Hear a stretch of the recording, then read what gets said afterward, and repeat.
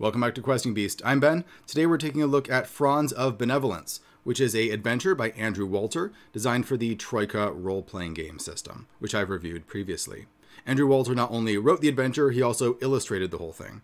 I am a big fan of Andrew Walter's work. His stuff is very psychedelic, very weird, and it really evokes the strangeness and the mystery that you find in the Troika universe.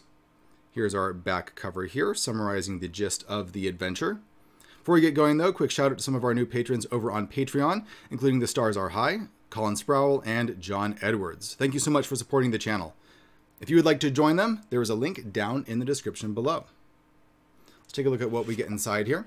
So this is a very sturdy hardback book with some great stitched binding. So this thing is very sturdily built to the highest specifications. This is going to last a long time. It's not going to fall apart in your hands. We have some end papers that are being used in a very productive manner, including some rumors, our general point crawl map, and then at the back of the book, we have some more random tables. We have names that can be used for different NPCs, common occupations that they might have. They're all very strange, as befits what we have seen in Troika before, and some meals that you can have on the Golden Barge. So the general gist of this adventure is that you have been recruited to save the leader of Plandra. So the leader is Duke de Corticus, who is a plant-like ruler, and he is missing these rare earth minerals that he needs to survive. They have not been delivered, as they usually are, from the Wall, which is an installation far to the south. So you're on a journey to get that for him before he dies. There's two main routes that you can take here. You can take the Golden Barge, which basically launches you up into the atmosphere. You have a short space journey, and then you come back down to Earth at the Wall. Or you can take the Stilt Loper, which takes you on a point crawl through all sorts of strange locations on your journey to the Wall.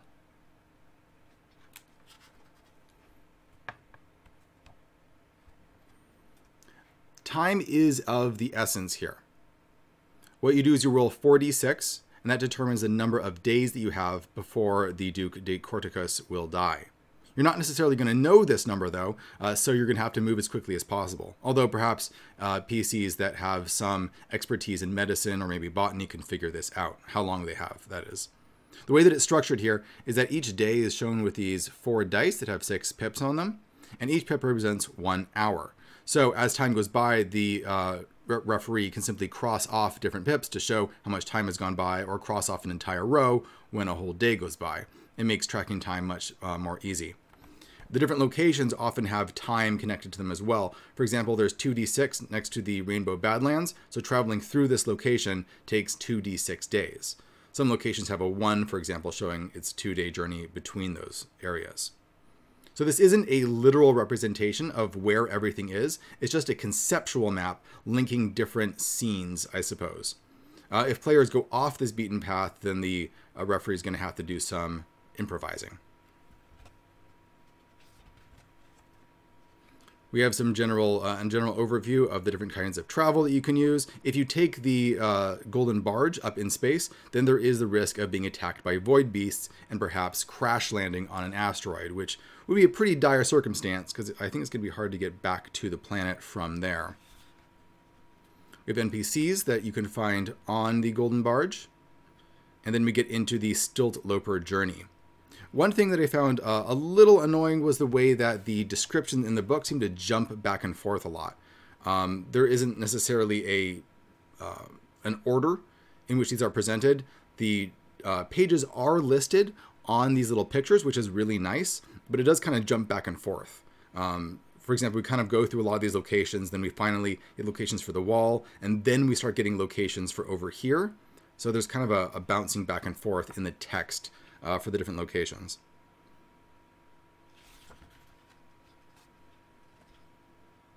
I really love Andrew Walter's art. It's completely unique, and it really fits the vibe that I think the book is going for. We have some locations like the Eye Bleed Precipice and the Vomiting Precipice, 2 weird mountains that you can try and climb that have all sorts of different hazards along with them. Roll 2d6 to find different situations there. You can find the Emptied City, aka the Fresh Gilding Metropolis.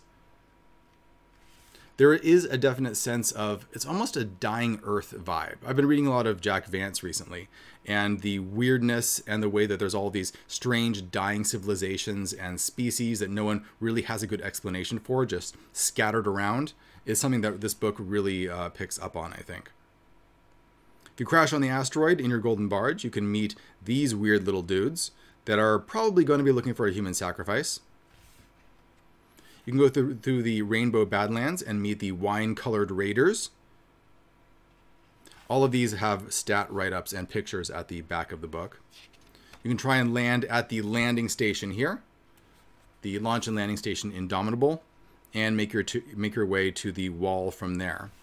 All of the NPCs and all of the creatures have a lot of freshness and variety to them. There's always something very distinct and memorable about the way that they're described that really helps them stick in your mind, and I like that quite a bit. The wall is this massive structure going straight up, and everyone lives on one side of it. No one is allowed to go up to the top. And every little community has its own bizarre customs.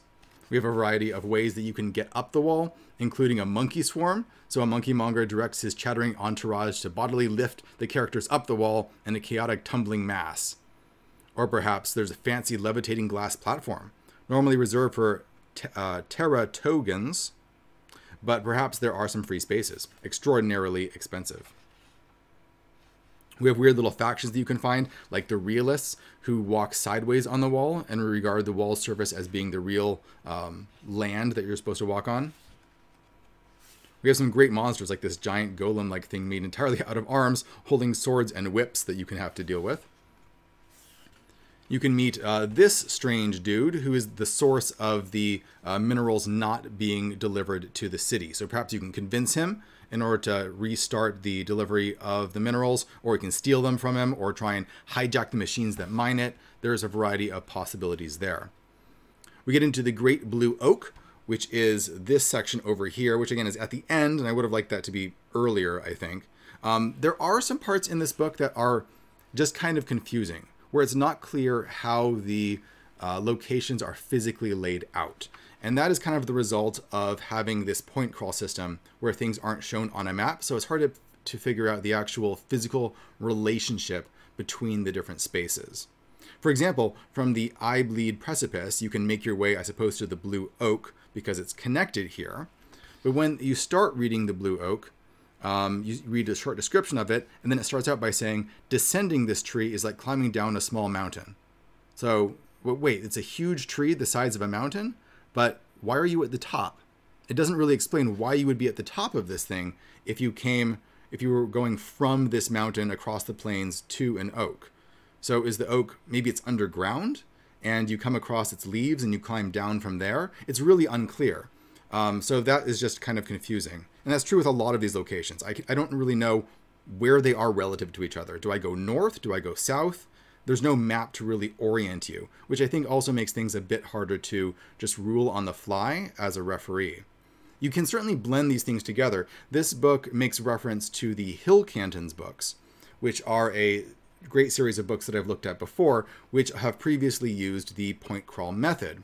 But one of the big differences is that in these books, although it has a point crawl, it also has an actual map, so you can see the relationships, so that if things diverge from the point crawl, it's easy to figure out what would happen and where people are.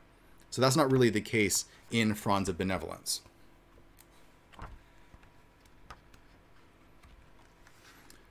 Climbing down the Great Oak can take up to 2 days to get all the way down to its roots, according to this map here. And then you can find these knights, which are guarding a possible alternate source of the minerals that you might need. So the impulse is to probably try to get to the wall as quickly as possible, but by doing a detour, you have the opportunity to get what you need in a quicker fashion. So that's kind of cool. We have a write-up of the enemies at the back here, including the Arm Cluster Mutant, Asteroid Mole Primitives, the Plandra Bodyguards, Psychic Centipede Moths, and so on. The type of thing that you would typically see in Troika. I love these guys, the wine-colored raiders. They're sort of like cross between monkeys and warthogs, and they take turns riding on each other's backs. Every day they determine who will be the rider and who will be the steed. And we have the back of the book here. So it is very open-ended. There is a lot of work, or more work, I would say, than a referee is typically asked to put into running one of these games. You definitely have these holes in the adventure where the book actually encourages you to fill stuff in. For example, when you reach the I Bleed precipice, so it says foraging for food is difficult here, although one occasionally comes across pools of water with their own miniature ecosystems. But then, no examples of what that would be are provided to you, so you'd have to make that up. Every once in a while, you run into NPCs as well. For example, there's one called the Hermit, who is just the Hermit. No name is given to them. That happens a couple times, and you would have to create your own name for them.